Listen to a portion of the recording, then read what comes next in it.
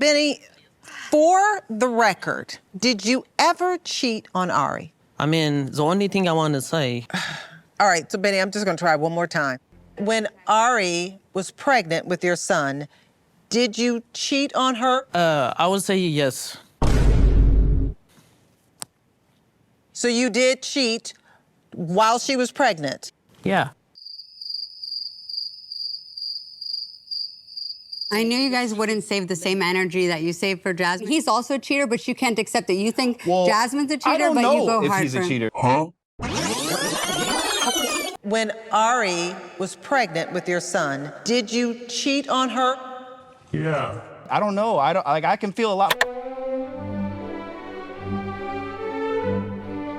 Josh, did you ever consider Natalie your girlfriend?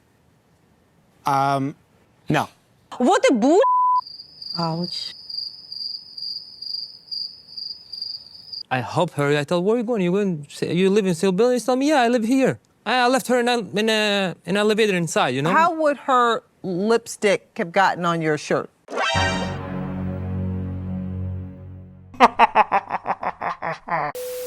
Welcome back to another 90 Day Fiancé recap. Let's talk The Last Resort Tell-All Part 3. I was kind of hoping that this was going to be the final part of the tell-all, because how much longer can they drag this crap out? Well, apparently they can drag it out for 2 more episodes after this one. There's supposed to be 5 parts.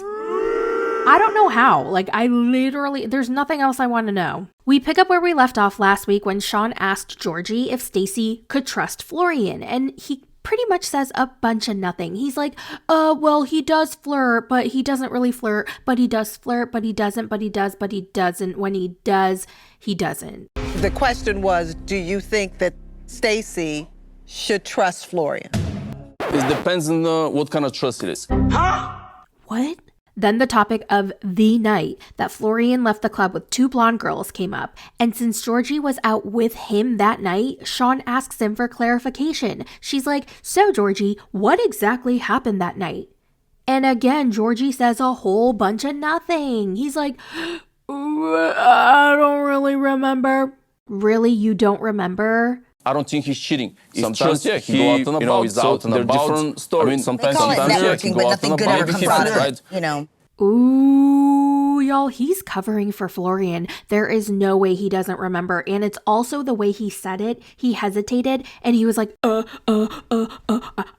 don't remember. And I don't know, it's also the way Florian kind of looked at Georgie. He was just kind of eyeing him like, be careful, okay? Or I'm gonna out you too. In my opinion, Georgie was not telling the truth. He most definitely was holding something back. Florian then explains that the girl was drunky, walking all over the place, and she lived in our building, so I helped her get home, no biggie.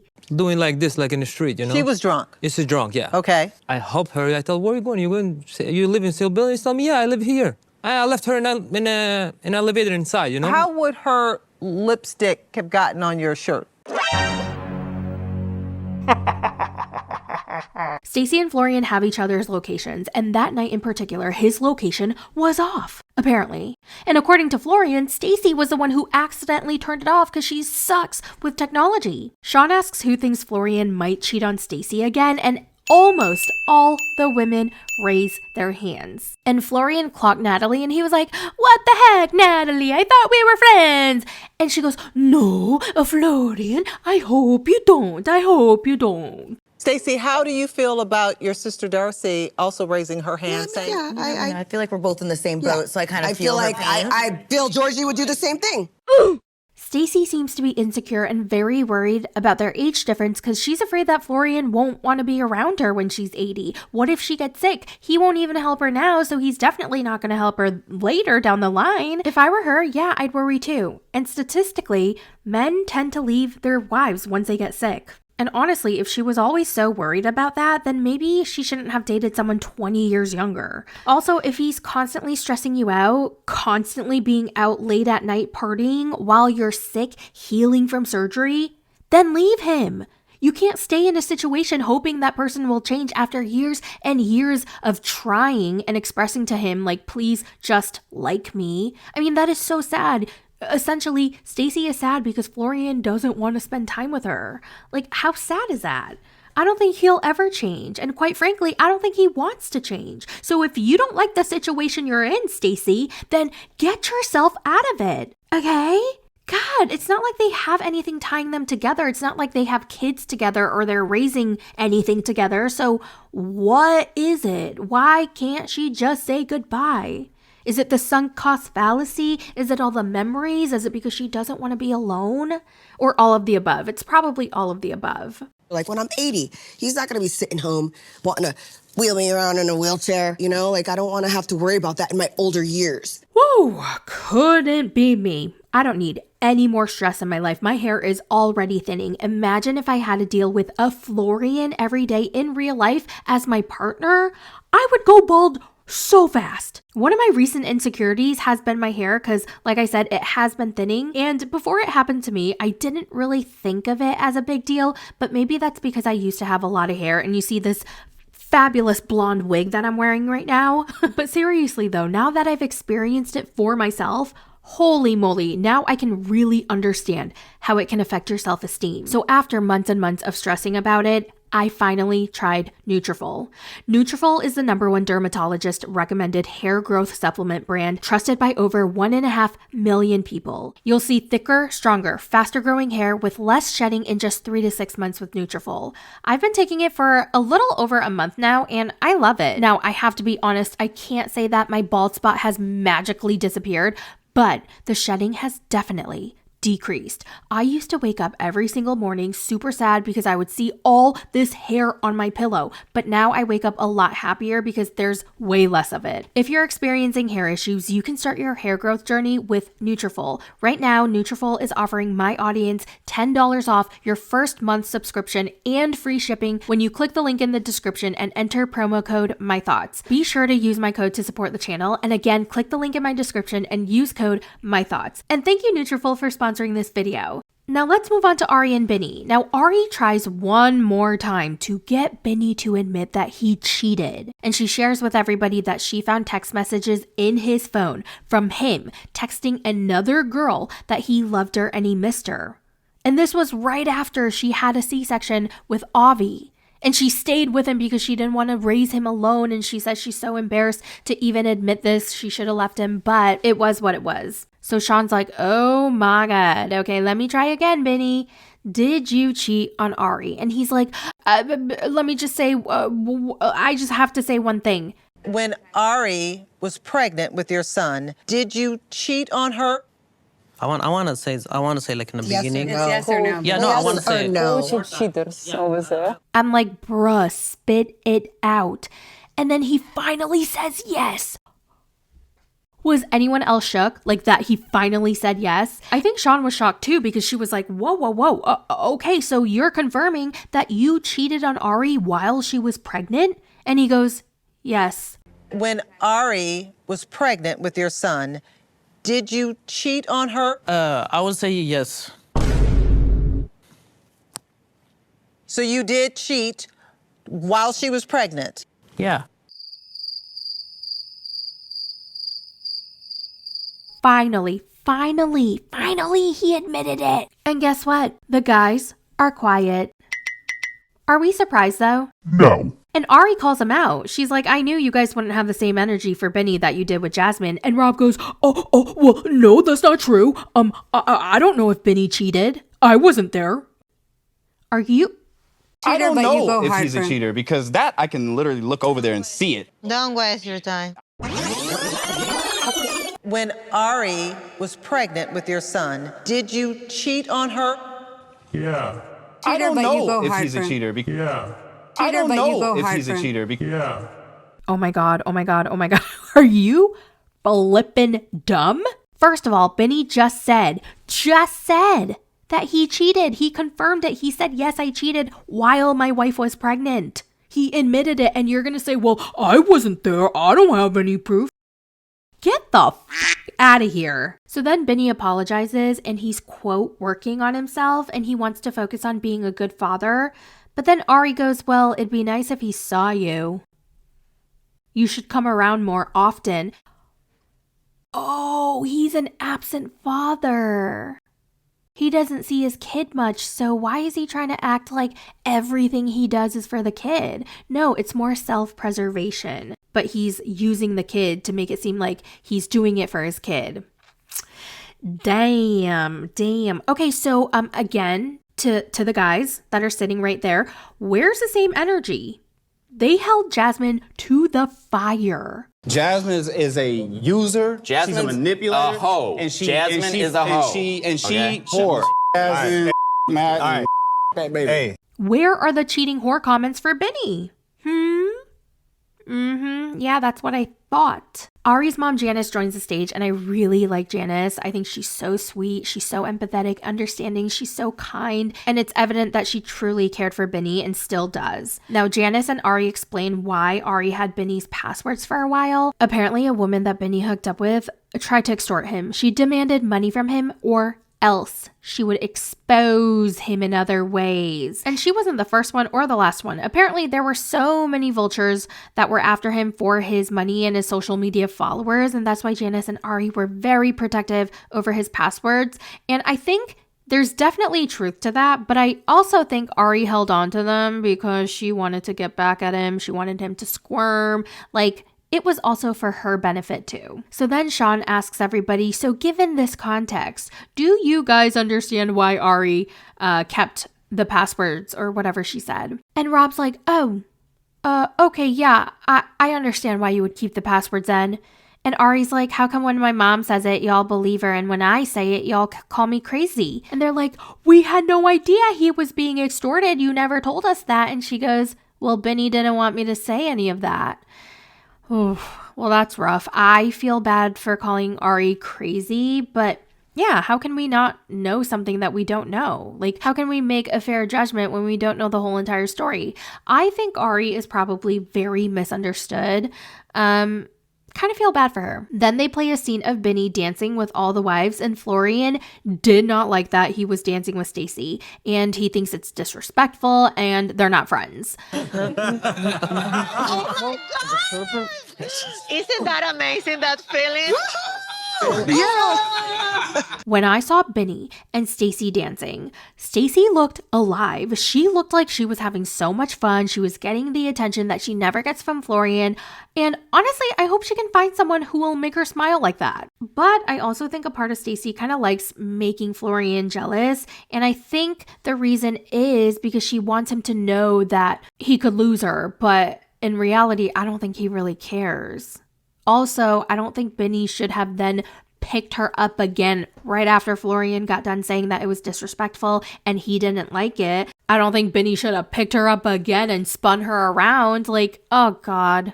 But then I also didn't like how Florian was like, if you were in my country, then you definitely wouldn't be able to do that again. Like threatening violence on him, like threatening to hurt him so that he's physically incapable of doing it again. Bini come to my country and flip people around like that. Bini never going to flip nobody in his life no more. Whoa. And then Rob goes, well, if Florian's offended, you can't really tell him how to feel. And I somewhat agree. I think Florian is entitled to his feelings, and if he doesn't like it, he shouldn't have to, and Bini should respect that. But this is where Rob and Florian completely lose me. It's like they can't connect the dots all the way to the end. It's like they start getting there. They start with one dot and they just lose themselves. Like they just can't connect the second dot or the third dot or the fourth dot or the fifth dot, and definitely not the 10th dot. Like they just start at one and then they fall, and they fall so fast. So Florian thinks it's disrespectful for Stacy as a married woman to dance with Bini for fun. Then why the fuck is he out every single weekend at clubs and bars without her? Why is he seen hanging out with different women? Why does she find him coming home at 3 or 4 in the morning with makeup and lipstick on his shirt? Huh? Are you flippin' kidding me? Fork you and your it's disrespectful bullshit. I'm okay. Yeah, I'm okay. Ari then clarifies that it didn't bother her that he was dancing with the other women. It upset her that he was interacting with everybody else but her. He wouldn't even look in her direction. He wouldn't even address her. He wouldn't even talk to her. And that's what upset her. Now let's talk about Ari and Julia. And this part was so confusing. So I think what happened was the day Bini was spinning everybody, he was spinning Julia and dancing and stuff. and Julia sat down with Ari, and I think they were joking back and forth with each other. Ari was like, oh, he doesn't even do that with me, and Julia was like, oh, are you jealous? And Ari was like, oh, yeah, I hate you, bitch. And then later that night, she texted Julia, I still hate you, bitch, or something like that. And then Julia was like, what the hell? And Ari thought in her head that she was still joking, and Julia was like, like, I thought the joke was over, so are you being serious? And that was the issue. I don't know. That was so confusing, but I don't think it matters because in the end, they hugged it out. I honestly couldn't help but to feel bad for Ari because I think she's very misunderstood. Yes, she's annoying. She's very annoying as fuck. And it's easy to not like her because she's weird, but I think she's misunderstood and I think she has a hard time making friends. I think she doesn't understand social cues. I think she's very socially awkward. And I think she's probably the odd person out in every group setting, and that makes me sad. At the end of Ari and Bini's segment, Bini gets very emotional and thanks Janice. He's like, you'll always be my mom and I'm so thankful for you. And it was so sad. It got me in tears. And Janice seems like a wonderful human being. It's not easy to love and support someone that cheated on your pregnant daughter, you know, but I think she's thinking of the bigger picture. I think she has a very big heart. I think ultimately she's doing what she thinks is best for her grandson, Avi. Next on the chopping block, Natalie and Josh. Now, you can tell Josh hates Natalie. He is done with her. He despises her. He gives no fucks now. So Josh and Natalie have been hooking up after the resort, and he tells everybody, and this part I really hated. I got the ick because I felt like he was slut-shaming her, and he was really putting her out to like be like, oh, she sent me nude pictures. She was spreading White Eagle and telling me to fork me, insert here. Natalie, I believe, likes to, spend the night with me. She's, sent me messages that say me. She would send me photos of herself and it would say me and, these types of things. It just came off so gross. Same with Jasmine threatening Rob to expose the booty hole pictures and Sophie doing the same thing. Like, it's just all gross. And by the way, speaking of the booty hole pictures of Rob, you guys let me know in the comments that he didn't post it on a public corn site. It was actually like somebody paid for it. It was like it was behind a paywall basically, or somebody paid for it privately. And yes, that is wrong. That should not be exposed. If you did not pay for the content, you should not have the content. You should not release the content for other people to, like, that's wrong, period. But anyway, back to Josh and Natalie. I just felt like he was so icky. Like, ugh, I don't know. So basically, he said she would send him pictures, and in his moments of weakness, because he's a man, he obliged. So they ended up being friends with benefits, but that all stopped when Natalie spread a nasty rumor on social media about Josh, that he is a horrible father, and that he has a felon living with him at his house, and that his children should not be with him, and they should be scared for their safety. Now, that is an insane rumor to start. What really kind of sealed the deal is when, Natalie went on social media rants that were false allegations, basically calling me a bad father. When I saw Josh talking to other people, I felt like stab in the back, and I let myself talk some stuff. And yes, I do believe Natalie lies a lot. I don't know who the felon was that was living with him. They did not elaborate. They did not get into that. Sean was like, well, I don't think we're going to resolve this tonight, so let's move on. That's her favorite line ever. I was going to rage if she was just going to move on to a different couple, but thankfully she meant move on from the topic. So then Sean asks him, in the 3 years you were with Natalie, did you ever consider her your girlfriend? And he said, oh, hell no. What a jerk. Oh my God, that has got to be like a knife in Natalie's heart. That is a huge slap to her face. But we all knew. Josh, yeah. Did you ever consider Natalie your girlfriend? No. What a bull. Ouch. There you go. I'm glad he finally said it and didn't try to deny it and skirt around it and sugarcoat it. He said he used you for 3 years. Then Sean asks him if Natalie was the only girl that he slept with during those 3 years, and he said no. Oh my God, another slap to her face.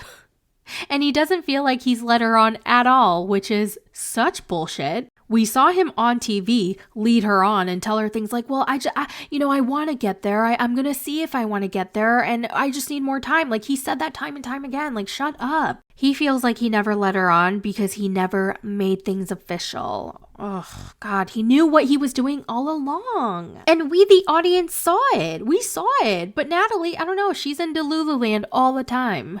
He was very intentional, not making things official so that he could bang her, he could keep her on the hook, and he could keep coming back on the show and get all the clout he could and get all the fame he could. He started his 90-Day Bad Boys, he got the followers, he got all the punani in his DMs, he got everything that he needed from her, so he doesn't need her anymore, and he just threw her away. Then the topic of why she never got to see his house comes up, and he never invited her to his house because she is unpredictable, she is scary, which is true, and also she kept attacking his ex-wife, who is the mother of his children, who he has a close relationship with, and apparently she called her a hooker.